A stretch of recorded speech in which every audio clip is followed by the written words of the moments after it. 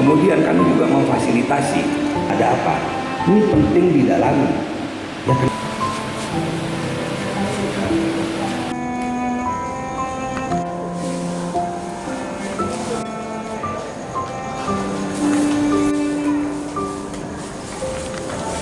Lalu jaga dia.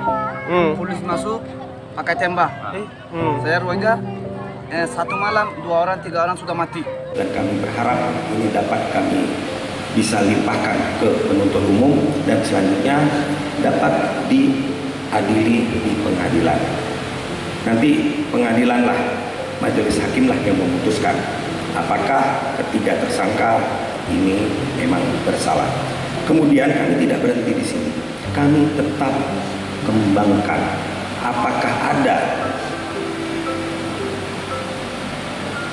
orang-orang lain yang ikut membantu sehingga terjadinya tindak pidana penyelundupan manusia ini. Itu kira-kira rekan-rekan gambaran.